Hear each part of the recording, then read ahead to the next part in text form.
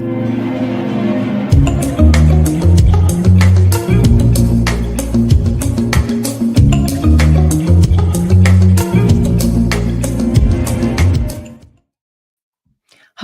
everyone. I'm so sorry we had some technical difficulties. Welcome to Two Moons and a Microphone. My name is Tanya.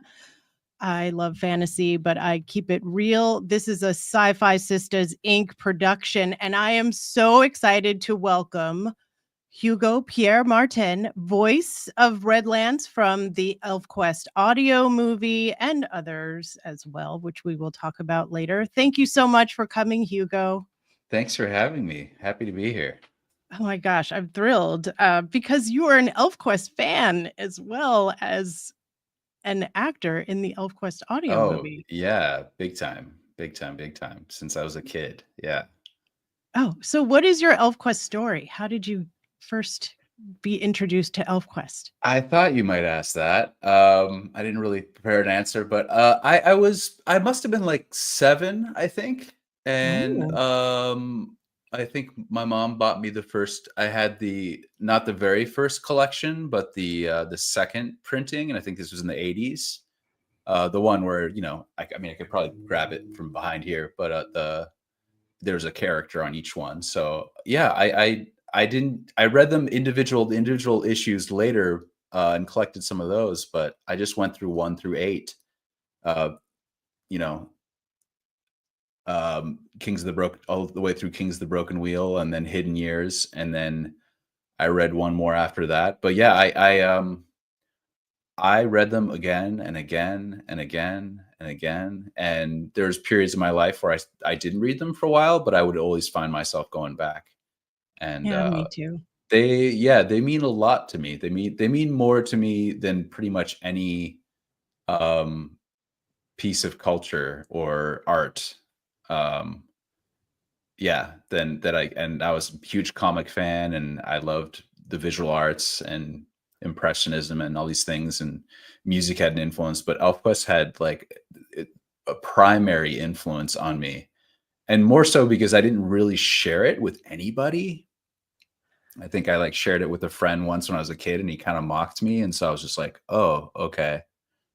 And then so I wasn't, it was something that as I got older, I would share perhaps with younger family members or whatever, or people. They'd be like, oh yeah, you should check this out, and that would happen, but none of my family read it. I had a huge family. Some family in France read it, but my immediate family, they're all older, and none of it read it. So it was just me and ElfQuest all throughout. And it wasn't until I was like in college where I met someone, went on a date with a girl, and she's like, oh, I love ElfQuest too. And I was like, what? You think it's this really like niche thing, basically, even though I knew it was a really successful comic. And then you have the shock of they say that certain name, and they say the name, they say Rayek or Ryek, and you're like, oh, I always had a Ryek in my mind. And you probably had the similar thing.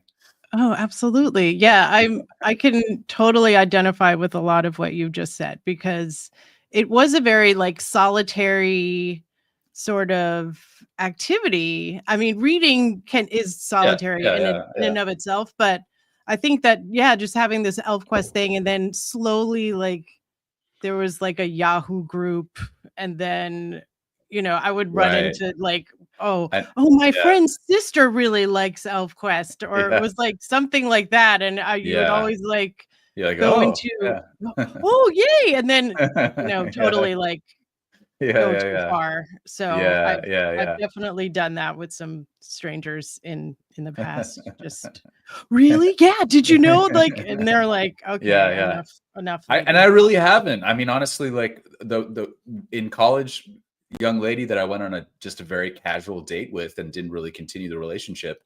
I think we talked about it for a little bit, but we didn't really talk about it.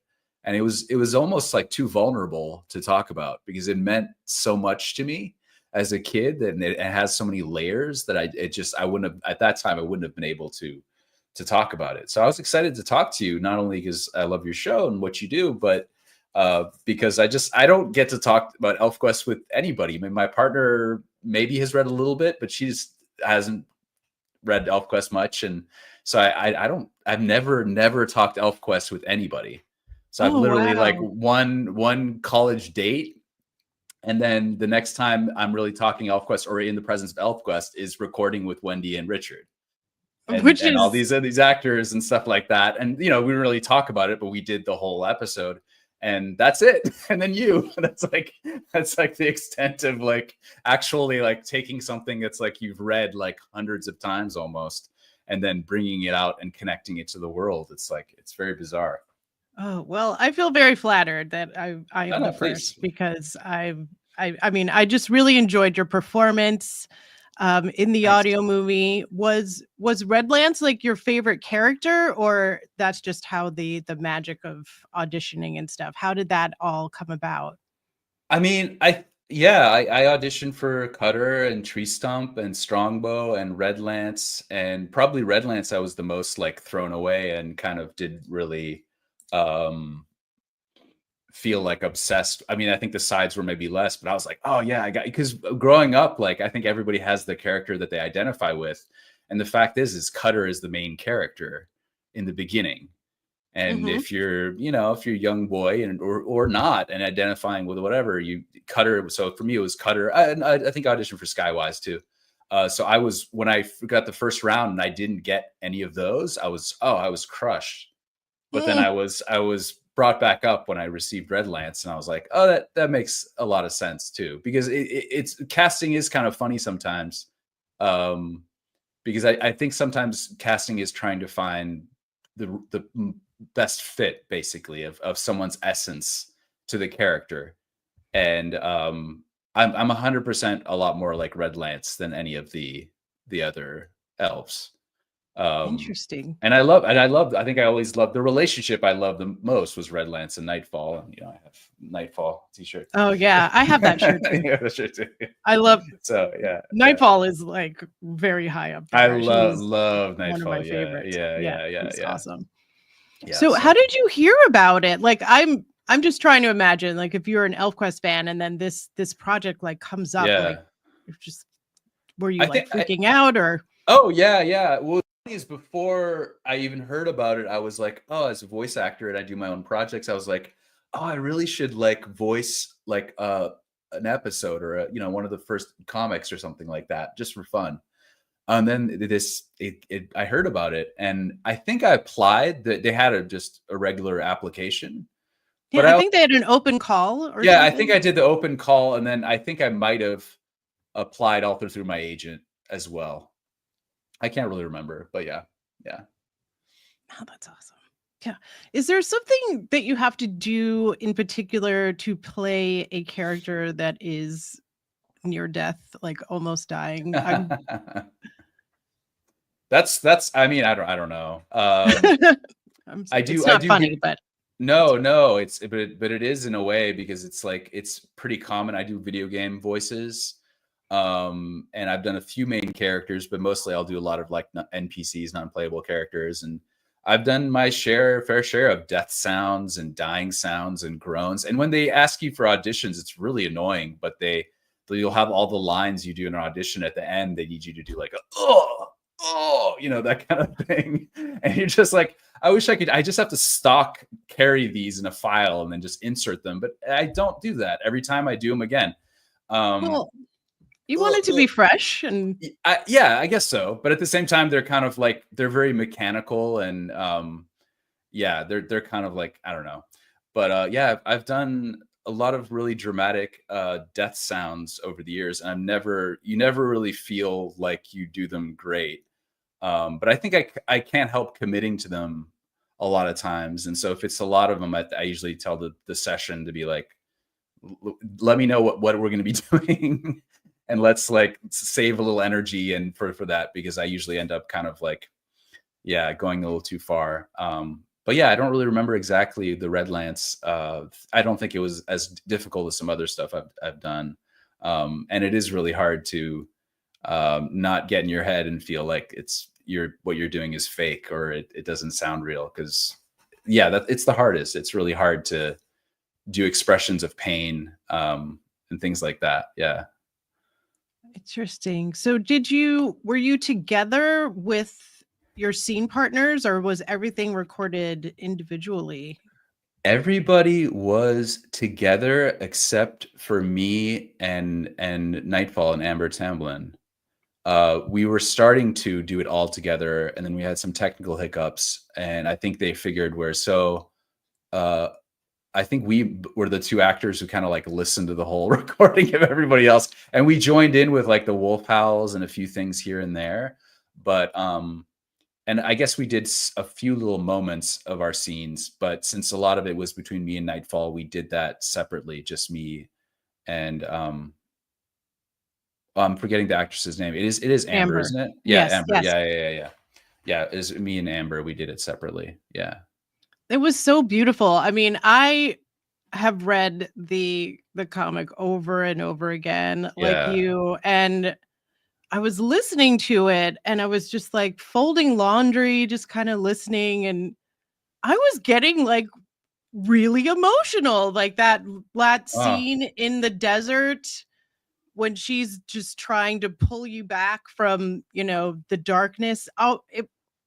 I was like really, really moved. And I oh, that's didn't sweet. think that that was possible because I'm an old jaded person. So I was like, wow, like, and when they said that they were going to do this audio movie, I was just so excited because I thought that was the perfect medium for ElfQuest because like you said, it is kind of like this solitary thing and everyone has like an idea of what it sounds like in your Yeah, head. And majorly, yeah.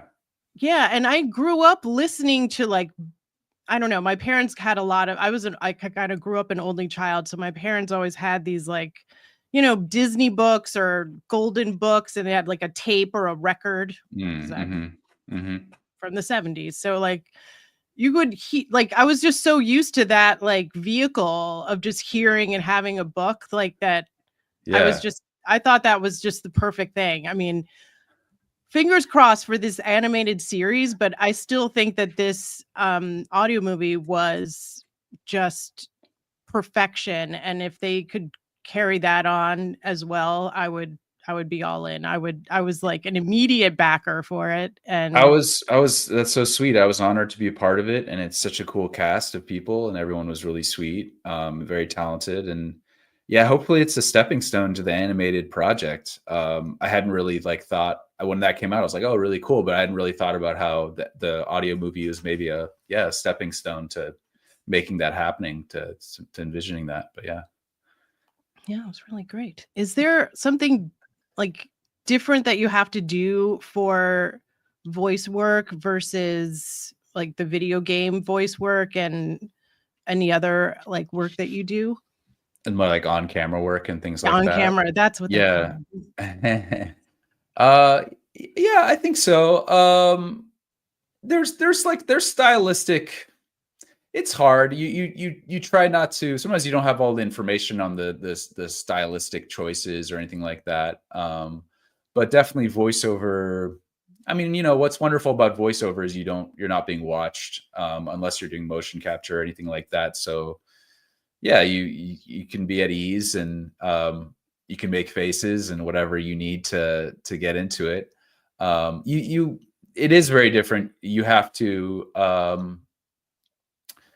transmit a lot more information with voiceover than you do with on camera. Because on camera you do have the subtleties of your face and the vibe and everything like that. So vocally you can do a lot more. You can play sarcasm a lot easier on camera because you can smirk or whatever, and so you can kind of say it however. Whereas in voiceover, it's sometimes there needs to be an element of whatever you're going for communicated in the voice. Um, yeah, so yeah, but yeah, it's a whole range of things. With ElfQuest, it's fantasy story, and I think everybody tried to keep it pretty grounded. But yeah. Did you like what did you use or how did you come up with the voice or how you wanted Redlance to sound as opposed to like Cutter or Yeah. Skywise? I I knew the comic by heart. I knew every scene by heart, even though the script is a little bit different. And I know that at that point, Redlance is really young. He's a really young, still really young. Cutter's really young, but Redlance is not that much older. He's older, right? Redlance is a little bit He's older. a little bit older, Yeah, but they're still basically babies. So their voice would be, so I was really pitching my voice up. I don't know if I'd even be able to pitch my voice up. As you get older, your voice gets deeper and deeper. But I just had to pitch it up. So because I was like, yeah, this is not only is this Redlance, who's a very, soft, vulnerable character, basically sweet character, but he's also basically a kid. So I had to try to really think about pitching it up. But otherwise, I don't, I just looked at the audition and said, oh, okay, that's what they want. Okay. I didn't really, I just went instinctively, basically, with it. And, it's like, I mean, I think there's no character in ElfQuest that you couldn't give me that at some point I'd be like, yeah, I have an emotional connection to all of them. And so I think I'd be able to, it was hard doing the auditions because normally with regular auditions, it's for something, even if it's something I know, I'm like, it doesn't have any like that much emotional connection to me. So it was really, and we get used to just doing audition after audition after audition. And you try to put some work in, you try to do your best. But with ElfQuest, it was like, oh man, I really have to try. I have to thread a needle because I really care. I really care about this. So there was like, I couldn't escape the fact that my heart was in it. Basically, it was like, I couldn't escape it. Which is not always good because as an actor, sometimes you want to not, you want to throw it away. You want to not like care so much. You kind of, a lot of times the stuff you care about and you really want, the auditions you really want, any actor can tell you this, are not the ones you get. You don't get the things you want. So this is a rare one where I got something that was close to my heart. It's kind of magical, kind of rare, honestly. I was 100% gonna be heartbroken if I wasn't part of it. I was 100% gonna be heartbroken. Like nothing else. Like you could give me like a Martin Scorsese role or something like that. I'm like that, but the kid me didn't know who Martin Scorsese was. So whereas the kid me like had such a connection to ElfQuest that if it had gone on without me being a small part of it, I would have just had to like put blinders on and just been like it doesn't exist. It doesn't exist. Yeah, it's fine, whatever. It's so interesting too that there were other members of the cast that were ElfQuest fans as well. Cree Summer, first of all, I can't even tell you. Like as soon as they said that she was doing, I was like, well, it's gonna be incredible. And the voice of Bearclaw, someone in the chat remind me. Oh my God, he was so great. Jeffrey, Jeffrey Praise. Yes. Yeah, you're like, what the hell? He looks like Bearclaw. He looks like Bear, and he was like, he was all in it. Yeah. Yeah. It was funny too, because a lot of the guys, like, especially like the more Hollywood, like Battlestar Galactica actors, stuff like they had found, as they should, like studios. So they were like in studios and we're all on Zoom. And I was just in my little modest, like booth, like closet booth. So it was just like with my camera, like way above my head. So it was like, oh, okay. And, I have a good microphone, so it doesn't really make too much of a difference. But it was funny seeing Jeffrey as Bearclaw, just like fully Wolverine, like Hugh Jackman, just like, my gosh. I was like, okay, wow. It's incredible. And I think he's like that in real life. Like I was following him on Instagram. Like he's kind of out there, like nature guy, like really in tune with stuff. Very cool. But I mean, that just must have been like just such a party. I can't even imagine. But yeah, it was so cool. So did you have like what was your favorite ElfQuest story, or what's your favorite thing about like Redlance or any of your favorite characters? Because we can get into it. Because I think the collected books 1 through 8 are just a masterpiece. I think they're amazing. I think for the art, Hidden Years is like, because they just look like paintings, and I think the printing quality. So I think Hidden Years is maybe like artistically, it is maybe the best thing that I've seen from Wendy and Richard. But Yeah, Yeah, the first 5 issues of Hidden Years are just it's incredible. amazing. Yeah. And so for the original quest, I mean, I think the original quest has a special magic to it, but to come back with Kings of the Broken Wheel and to kind of like just up the stakes with the heart-wrenchingness of the Mhm. separation and everything like that. I mean, it's like kind of amazing because now I'm a storyteller, I'm telling stories, and it's hard when you like tell a story and you feel, and not at the magnitude of ElfQuest, but you tell a story and you come to kind of a conclusion, and then you're like, oh, what's next? I've already done that. I can't do that again. And to yeah, just to go into a more emotional place, I think is incredible. But I like all of it. You know, I can dive into all of it, and I'm happy wherever the story takes us.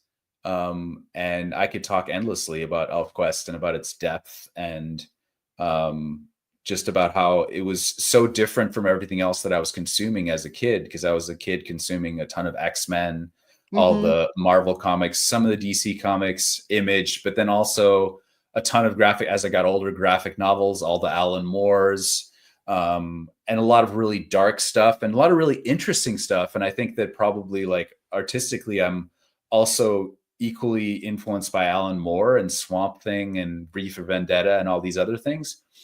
But there's something to be said with the kind of I don't know if this is the right term, but like you know how movies are like 4 quadrant, like they're for all ages or whatever. Like Mhm. ElfQuest truly can be is consumed safely by children, I think and so. I think so too. And because it's as they've said in introductions, it's not talking down to them. It's like there is in a way there's sex, obviously, and then there's war, but it's sort of like I don't know. I mean, I think that's those images and those truths are kind of inevitable. So not that you necessarily would give your child ElfQuest at too young of an age, but I read ElfQuest really young, and you just get comfort and you feel like you're in the world, you're in some kind of 4-dimensional world, and you're understanding um, examples of love, of family, even of sex before you even know what it is, basically, but that it's two people being loving, Mhm. and war and the horrors of war and the costs of war, basically, and reflections on all those things. So it's like all the most like complex, deep things. Which when I was consuming other comics, I was probably consuming comics that are way too old for me. It's always about kind of it is if it's for an adult audience, if it's about war, it's for an adult audience, so it's meant to thrill, it's meant to like push the envelope, Yes. it's meant to challenge things like intellectually sometimes, and that's all very well and good. But ElfQuest to me was a real 3-dimensional world that was imparting, I think, Wendy and Richard's worldview of love and family and all these other things. How young is too young? Asking I for was a young, friend. too young. I read it to my twins when they were 5 because I got bored reading, like, the same Yeah. stuff over and over again, and they Yeah, were yeah. enthralled. I mean, Yeah. they liked the action, they liked the art, and I mean, there was some sex in it, I mean, but they were just like, "Yeah, whatever." I mean, like, they were all partying, like, it's all pretty Yeah. Yeah, yeah. tame as far as that goes, and I mean, they see, like, their parents, like, hugging and doing stuff and not doing all It's the stuff, definitely but, it's like, yeah, just, it's being affectionate, for sure. and it's a good way to see, like, healthy affection and that they're like the war was not glorified in any way, so it wasn't just like for its own sake, like just violence for violence sake. I mean, they consume so much garbage right now. I mean, they're 12, Yeah. so it's like Yeah, yeah. ugh, but at least I put it in there, like they got, one of them was just mentioning characters today, just probably to mock me a little bit, but I know that I got them a good foundation for something. So, I mean, I think it really just depends on the kid and, you know, how you're explaining it. I mean, but like you said, some kids just find things and they're It's reading a it. And yeah. I mean, that was my generation. It was just just whatever you got your hands on. But yeah. But yeah, it's just a really unique piece of art and piece of comic book art and storytelling that I really went through like every kind of comic in the 80s and comics that are from the 70s and earlier, and there's nothing like it. And I think it's in part because it's sort of from a feminine perspective. I think from Wendy, there's just a different, comics were so ruled by men, yeah, and certain types of men too. And so it's just like, it's just nice to see that perspective, because it was just very instrumental for me in learning, because you don't only get Cutter's perspective, you get Lita's perspective, and you have a variety of different women. So it just fell into line with my worldview that I was developing as a kid. yeah, mine too. And I think one other fan, Michael McAdam, he wrote this really nice essay about ElfQuest, and he said something along the lines of like, I pray to the altar of ElfQuest. Like ElfQuest is that like that moral compass that a lot of the Yes. fans also subscribe to. It's just Yeah. it has just these kinds of tenets of treating everybody with kindness and asking permission and just not giving it to fear and, seeking out like knowledge over ignorance. And, it's not good versus evil. Like everybody does things and there's forgiveness. And I think that's something that I definitely identified with when I started reading it. I mean, I was a little bit older. I was like 15. But I mean, once I started, I just could not stop reading it. And I just want to like shout out to everybody in the chat, because I see you guys all going off and asking great questions. One of the Sabrina, one of the SyFy sisters, asked if you got to meet Tim Russ, who did the voice of Sun Toucher. We were all on Zoom. Okay. So unfortunately, it wasn't in person, and I was over here in Rhode Island. So I can't remember. I think he must have been on the Zoom. We have like I think Wendy shared it. We had a screen grab of everyone on the Zoom that was shared on social media, so that's out there somewhere. But we really didn't. Unfortunately, we didn't really have chance to like hi. It was just literally like getting Get to work. get all the cats together and herding cats and start recording. And we had to record it twice through, to not to reveal how the sauce was made. But so it was a long process. But yeah, I wish I had met everybody in person or had some chance to chat. Wendy and Richard were there and were very sweet and just said hello. And that was, that's like, it's so weird. It's so weird. I've since like sent a message to Richard and Wendy, just gushing and being like, means so much to me and whatever. I would feel really weird. I'm not a person who goes to conventions and stuff. I probably should, but I would feel so weird to be in, like, wonderful weird, but to be in Wendy's presence. Richard as well, but it's just like it meant so much to me that it's kind of like I really don't have any like comparable thing. Do you know what I mean? Like most people have a few things. Like imagine people with Star Trek, you're like, oh my God, my partner loves Star Trek. I think there's a few, and she has a few musicians that are like, but I don't have any other things besides ElfQuest that would really make me be like, oh, you like this, like touched me in a way when I was a kid when I really, really needed it. And I don't really have any other like thing that's the same way.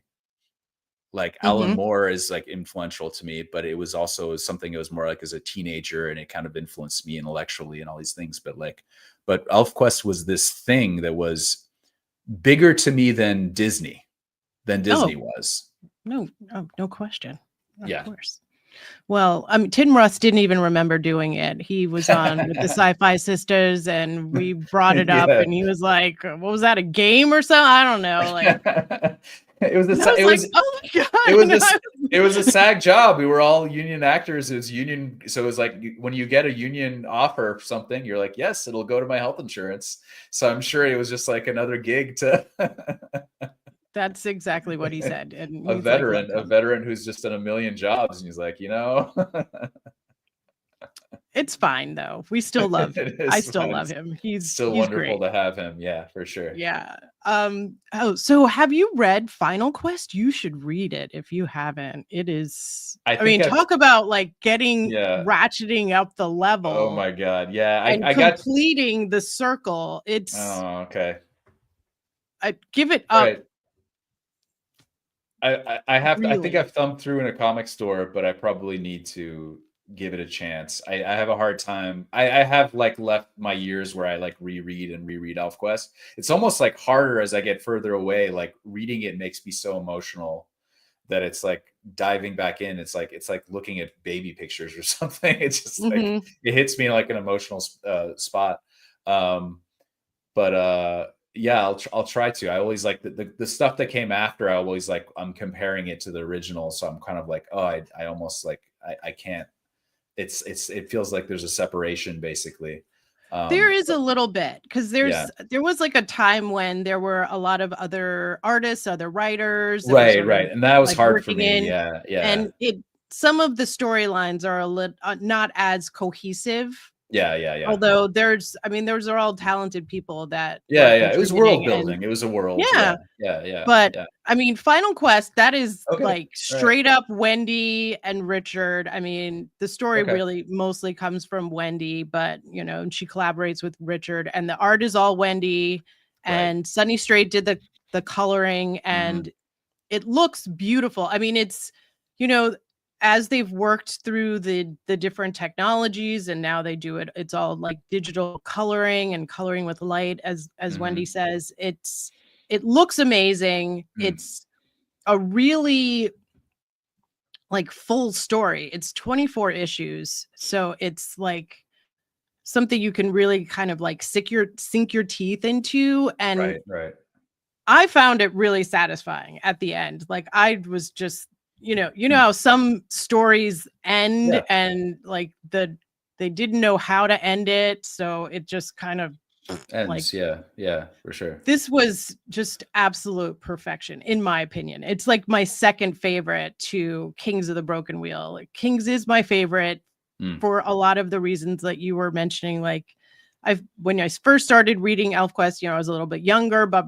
like as I was maturing, the story matured, and the stakes were just higher. And I mean, it was just so sad, but there was hope in it. And it's just how like you endure, like that enduring character, and these characters that are immortal, semi or immortal, and how they endure through the passage of time. It was I mean that it's always like Kings is always my favorite, but Final Quest is very, very good. I will check it out. I will. Is it it's collected in a big compendium? Yes. I mean, they have it right now through Dark Horse. It is volume 7 it's in black and white, and it's like the whole thing. And then you can probably find on the the secondary sellers like eBay, there were 4 books in color. I see. Okay. And then I mean, I guess you could try to find all the like individual issues. Right. But that's less fun. Yeah. That's less fun. But yeah, but it is really, really good. I mean, it kind of, and Wendy has this like just amazing gift to like keep the story going so that it's interesting to like new readers and satisfying to like those diehard fans too. So the threads and the way she was just weaving the story and stuff like that. Yeah. You're always so delighted when you discover there's a new elf like child, or someone's like had a you're like, oh, they had a kid. Yes, and like what they look like when they grew up, and like and the costumes. Can we just a moment for the looks. Yeah. Like Wendy's always updating this Yeah. It little makes for a thing, and lot of inspiration for people who want to make their own. Yeah, for sure. yes, so much. And Redlance just, I mean, he just gets better and better. He's great in Final Quest. Just like his powers have like Evolved. increased and Yeah. involved, and he's like Gotcha. he's doing stuff. It's very Yeah. cool. But All right. Sold. yeah, check it out. Check it out. Okay, so speaking of like enduring characters, I have started listening to your audio series, Netovicius, the vampire. Can you talk a little bit about that and how you created him? And I just like we were talking about these immortal characters, and I was like, oh my God, I never put two and two together about immortal elves, and then I have these immortal vampires. But I have like it's called the Diaries of Netovicius the Vampire. And I started writing it here in Rhode Island when I moved from California. And I'm a voiceover actor, so I've always in my spare time I would, just practice, do little short content. And I had created an audio series previously for fun in LA, which didn't really get much of an audience. But at the time, I wasn't really on social media. And so yeah, I was in Rhode Island, and we were visiting a little town called Woonsocket, Rhode Island, which is one of these like industrial Northeast towns that probably was like incredibly wealthy at some point, but since is just in kind of disrepair. So it has beautiful bones, has a beautiful downtown and old brick buildings, but it's kind of it needs some love. And we went there and we found it kind of beautiful. And my partner thought she saw a vampire, a guy in a pink Corvette or something like that. And she's like, "It looks like a vampire." And so we left and we went home, and I don't really remember. I think instinctually I was like, I want to go back there, but I don't want to go back there. It's like a little creepy sometimes. No shade to Woonsocket, but Rhode Islanders know. So I wrote the first episode on a lark, and I just went into my booth and I recorded it, and I added some copyright-free music. And that was it. And I think I played it immediately for my partner, and she thought it was really cute. And then at that point, I was on social media. So I shared it, and people who were following me because of my video game work for a video game called Valorant started listening to it. And then a little bit after, I think I had done episode 2, episode 3, episode 4. They started creating art for it. And so that gave me like a ton of inspiration. And so then I've constantly had all these artists that sometimes I try to commission, and sometimes they just give me art basically. And I've been going 2 years. And it's really my baby. It's what I'm kind of a new writer, but it's like, if I'm not actively writing it, it's like, it lives somewhere in the back of my mind as far as where the characters are going to go next. And it started with just me, but I've summoned voice actor friends of mine, like good friend Sharice Booth, who's in Overwatch and who's, a multi-Obie award-winning theater actress and been on TV and film, and got her, and my friend Quyen Go, who's a very successful audiobook actor, and I got other actors from the video game, Jason Marnoka and Aaron Vodovos. I just like DM'd randomly the female actress that I wanted for one of my characters because we had a familiar agent, and sent her the script, and she's like, sure. So I got really lucky. And so over these 2 years, I've just been really blessed with not only all these amazing artists, but all these voiceover friends and new friends who've agreed to, like, when I have a character, to be like, yeah, sure. And I always try to like work the story around their availability, or if I'm not sure if I'm going to get them back, then the characters have a way of morphing into different things. But as much as like the only thing I could talk about as endlessly about as ElfQuest is my own work is the Diaries of Netovicius, which I mostly voice all the characters. And it means a lot to me because it's sort of the power of story to sort of sometimes heal parts of yourselves, and to find kind of closure for parts of yourselves, and then have validation from other people who like it, and I don't have that many listeners, but they're really awesome and give me great feedback.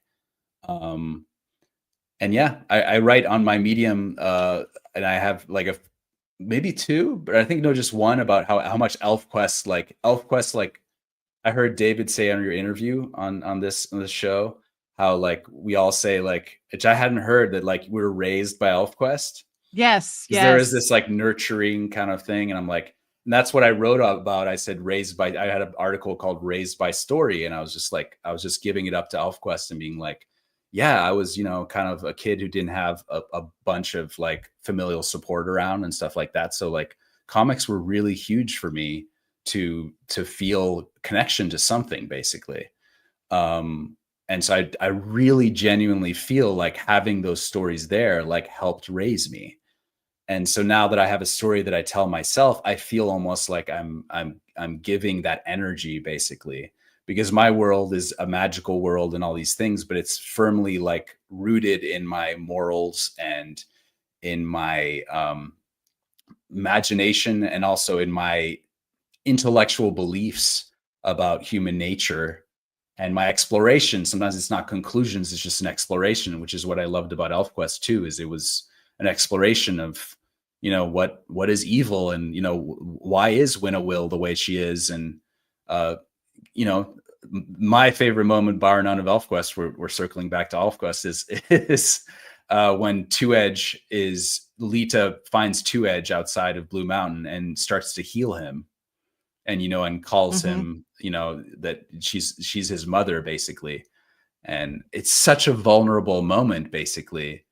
And then of course it doesn't work, but it was just like, it's such a revelatory moment to have like basically the villain of the story to show, yeah, he is just a broken person, a hurt person.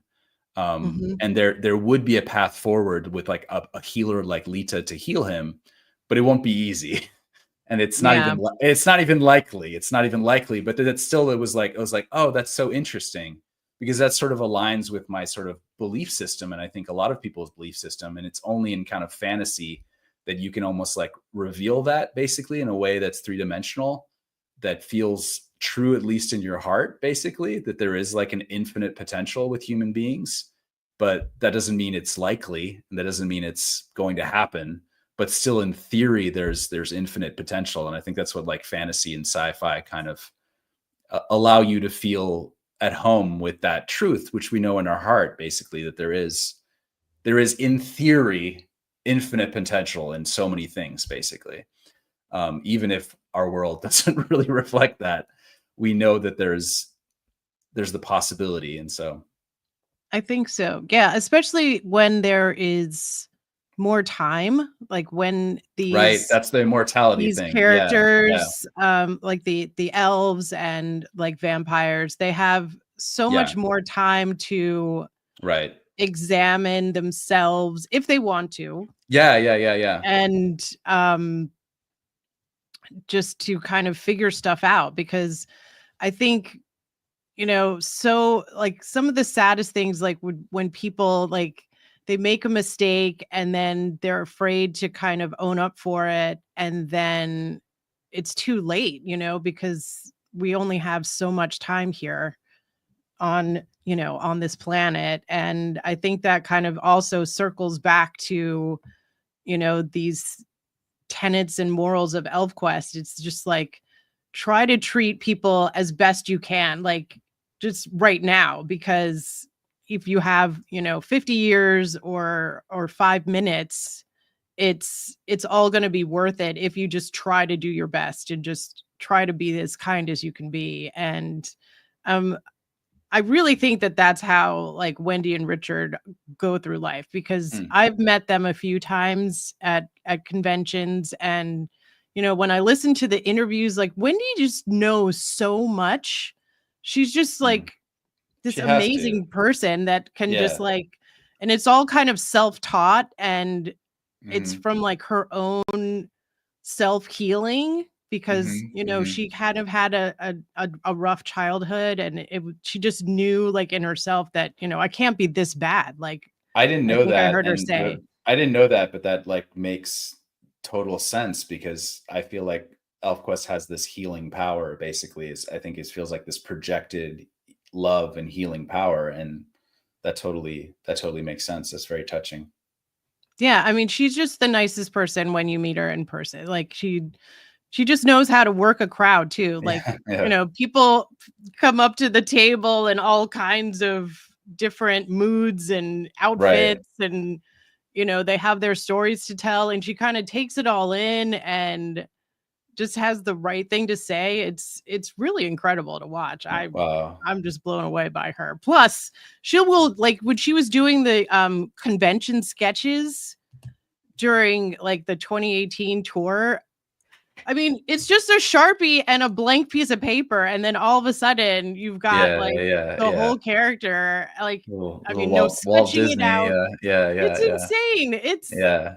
It's just amazing. She's Yeah. an amazing person. She's Yeah. really great. And I think that's why like everybody in like the fan group, they have like Elf Pop and Elf Mom, because they are like our parents. Like ElfQuest is their child and all the fans are their kids too. So it's just one big happy family tribe. Yeah. And it's pretty Real. special. Yeah. I love it. That's why. Yeah, I love it too. So great. Yeah. So anybody in the chat, we do have the link to the Diary of Netovicius the Vampire in the description, and check it out. I love the art that you use, and on YouTube especially. I think it's so interesting. I mean, I have a thing for vampires. I read all the Anne Rice like a billion times, and just but I like your vampire because he like usually they're on this like quest for power, and Neto doesn't want any of it. Like he's kind of just he doesn't want to be a vampire, really. He doesn't want to be a vampire. It was kind of thrust yeah. upon him. Yeah. And that episode had me like, oh my gosh, what's gonna happen? Yeah, I was really like enthralled. It really drew me in. So it's just so well done. You're doing a great job. Thank you so I can't much. wait to see what happens. I'm somewhere along with like Barnacle Harry. I'm somewhere in the episode 4 or something like that. 4 yeah. or 5. So yeah.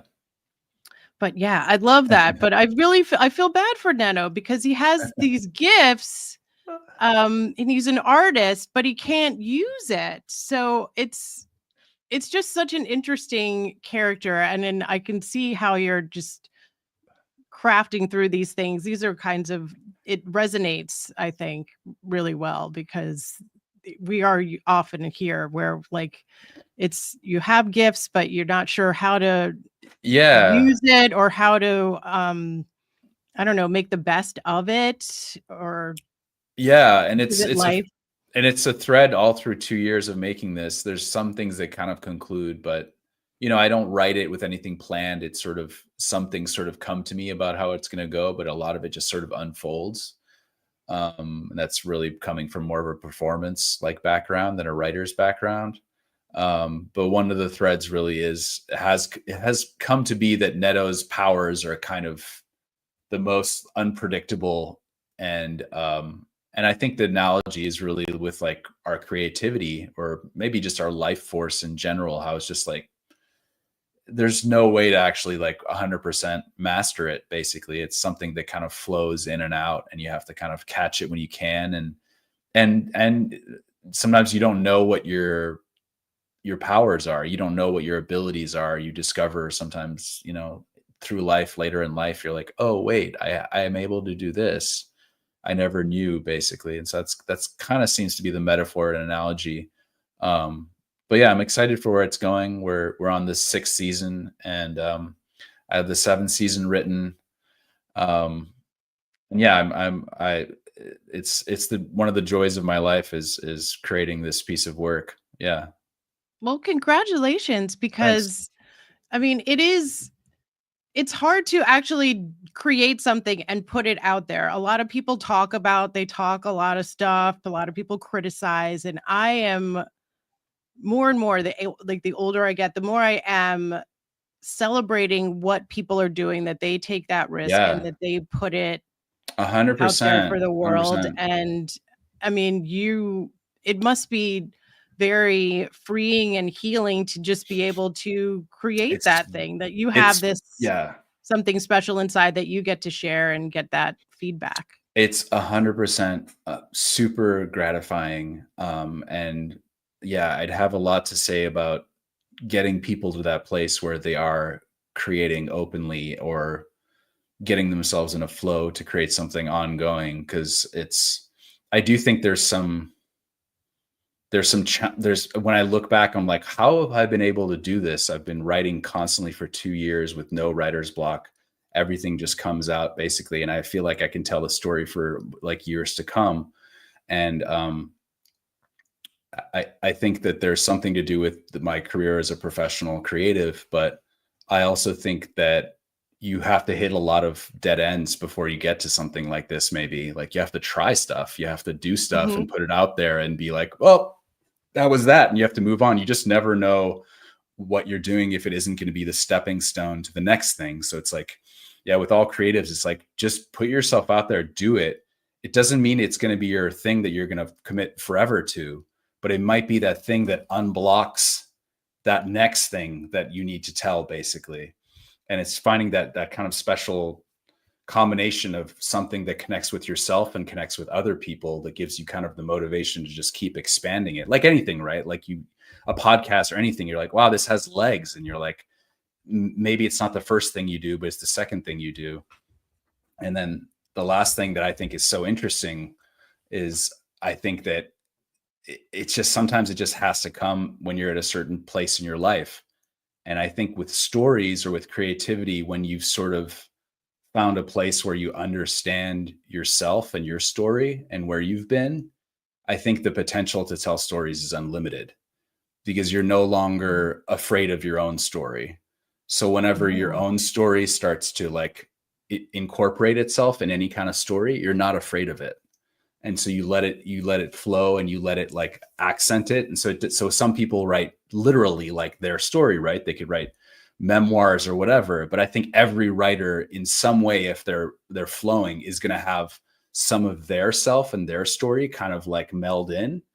And if you get to a place in your life where you're no longer afraid of your story and you own your story and you're proud of yourself and you understand yourself, you're always going to be on a journey, then you can use that energy and you can go anywhere basically.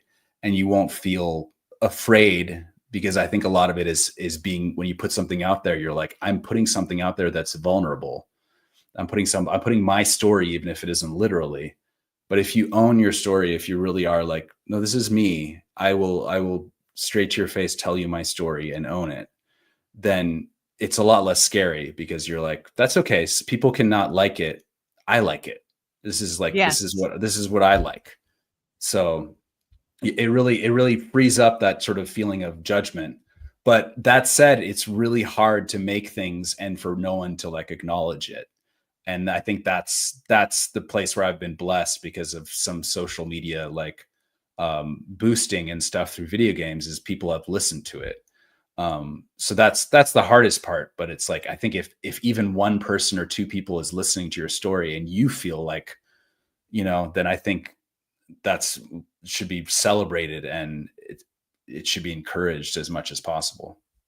100%. I totally agree with that. I think I think people do a lot of things for attention without, the creativity behind it. And they're just trying to get the likes or whatever. And it doesn't ring true like just a good story does when someone is kind of being authentic and they're doing it for their love, and they're going to find those that connection with other people that are kind of like-minded. So thank you for sharing that. Sure, for sure. Is there anything else you want to share with the chat, or what else you're working on, or where else can we find you? I mean, I'm on Bluesky, very tepidly. I went off all other social media. I know. I was like, he's gone. Like, I just made it a little base for people to find me for my audio series, and I share things about my audio series. yeah, you're gonna have to track me down. Okay. You probably, but my Just series is on listen out. Spotify, and is on Spotify, is on YouTube, and all other podcast platforms. And yeah, right now I'm delving into teaching in the Northeast, and so I'm, without an MFA or anything like that, I'm trying to find teaching jobs along the Northeast. I just told my sort of a new voiceover agent today. I had a Zoom with her, and I was like, I'm just way too radically honest these days. But I'm telling my agent, I'm like, yeah, I think I'm going to get into teaching, and I'm thinking like, she doesn't care about that. Like, it's not really like, that doesn't help your career. Maybe Like, she can help you get a teaching job as well. I don't know. Who knows? I think that might be past the scope of a Hollywood agent. Well, you never know. You never know. Yeah. But that's just honestly what I'm doing, is I'm trying to figure out how I could be of more use to people as counsel and teaching. And so if anybody knows any teaching jobs in the Northeast corridor, just let me know. Are you going to be teaching like acting or voice acting, or voice acting or directing for actors, or one of those things. I have a few ideas basically at the college level. Yeah. Well, they would be lucky to have you. Thank you. I can tell that you would connect, and you would be a very caring teacher, and we need more teachers. I think it would be great. So good luck in that pursuit. Thank you, Tanya. Thanks for having me. Oh my gosh, it's been such a pleasure. Yes, you really inspired me with telling your story and being, grounded in who you are. And I just love all that. Plus I love ElfQuest fans because we're the best people. So yeah, absolutely. Absolutely. Thank you so much for coming on, and thank everybody for watching. And if you are new here, please hit the subscribe button and like and hit the notification bell so you don't miss out on any of our fun content here on SyFy Sisters Inc. And if you are a brand and you would like to get in front of our loyal, awesome tribe to connect with us, we are passionate about ElfQuest, sci-fi, STEAM, and innovation. And we are eager to connect with brands that share our values. So if you are interested in being a sponsor, we would love to have you. Please check the link in the description box of this video, or go to SyFy Sisters Inc. /sponsors to find out how you can connect with us and how we can work together, whether you're a small brand or an individual. It'd be a win-win for both you and the community. And join us next week on SyFy Sisters Inc. on April 2nd. That's Tuesday, for all of the producers of Trek Talks, which is the great fundraiser that we do for the Hollywood Food Coalition. And until next time, shade and sweet water. Love you guys.